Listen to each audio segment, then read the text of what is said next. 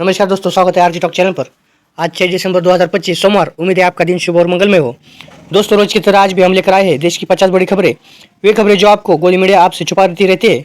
हम बिना किसी दबाव को आपको हर अपडेट देते हैं, लेकिन अभी बहुत से भाई ऐसे हैं जो वीडियो देखते हैं पर लाइक सब्सक्राइब करना भूल जाते हैं। चलो फिलहाल आपकी इच्छा।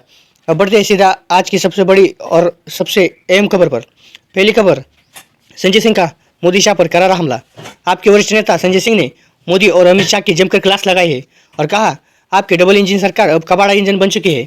दुनिया अंतरिक्ष की तरफ बढ़ रही है और आप लोग कब्र खोदने और मस्जिद के अंदर मंदिर ढूंढने में लगे हो। उन्होंने कहा कि जहाँ जहाँ बीजेपी की सरकार है वहाँ अपराध कम होने के बजाय बढ़ रहे हैं। केंद्र और राज्य दोनों जगह आपकी सरकार, तो जिम्मेदारी भी आपकी दोगुनी है। देश विकास से आगे नहीं बल्कि नफरत और धर्म आधारित राजनीति की तरफ धकेला जा रहा है। दोस्तों, सच भी यही है, विकास की जगह नफरत को हवा देना बीजेपी की आदत बन चुकी है। और दूसरी बड़ी खबर, एक महिला सांसद ने मोदी पर करारा जवाब। एक और सांसद बहन बेटी ने मोदी पर सवाल उठाए और कहा, मोदी जी कहते हैं हम राम को लाए, बहुत अच्छी बात है, लेकिन नीरव मोदी, मेहुल चोकसी, विजय माल्या इन्हें क्यों नहीं ला पाए। उन्होंने जोर देकर कहा कि भगवान को लाने वाले मोदी देश के सबसे बड़े भगोड़े को नहीं ला सके। नाम बदलने से देश नहीं बदलता। यदि आपके जैसा कोई आया है तो केवल कोई ऐसा भी आएगा जो आपको सत्ता से मिटा देगा। दोस्तों, बात कड़ी हुई है लेकिन सच है, जनता जब देख रही है बीजेपी का अंत अब दूर नहीं। और तीसरी खबर यह है, इमरान भाई ने मोदी के अमृतकाल वाले दावे की जमकर धज्जियां उड़ाई और कहा, छात्र नौकरी की तलाश में लाठियां खा रहे हैं, पेपर लीक से लाखों युवाओं का भविष्य खत्म हो रहा है, बेटे के साथ भयानक अपराध हो रहे और सत्ता कह रही है देश में अमृतकाल आ गया। उन्होंने कहा, कभी हाथरस की बेटिया से पूछो कि अमृतकाल कैसा दिखा, कभी मणिपुर की निरस्त्र घुमाई गई बहनों से पूछो, सच बोलने की हिम्मत चाहिए और मैं यह आईना दिखाता रहूँगा।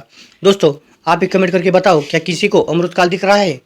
चौथी खबर, सांसद से बीजेपी को जोरदार जवाब दिया।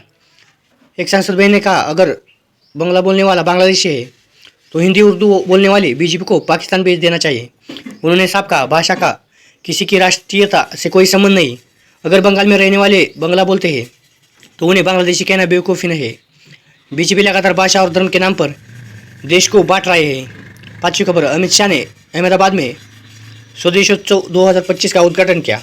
स्वदेशी उत्पादों की एक बड़ी प्रदर्शनी की शुरुआत 5 दिसंबर से 9 दिसंबर तक गुजरात यूनिवर्सिटी मैदान में विशाल एक्सपो। प्रधानमंत्री के आत्मनिर्भर भारत अभियान को आगे बढ़ाने की बात।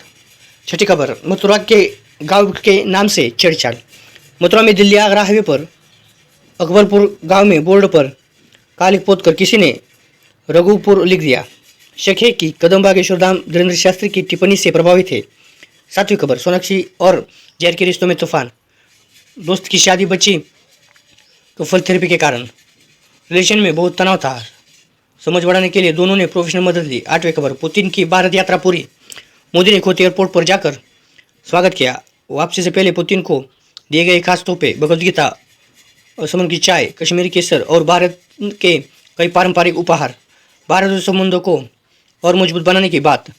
नवी खबर, पंजाब के सीएम भगवंत मान का जापान में रोड शो। ओसाका में रोड शो, कई जापानी कंपनियों ने पंजाब में निवेश की इच्छा जताई। मान बोले, हमारी औद्योगिक नीति मजबूत है, इसलिए जापान भारत में निवेश के लिए उत्साहित है। दोस्तों, इस वीडियो के बारे में आपकी क्या राय है, कमेंट में जरूर बताइए। जय हिंद।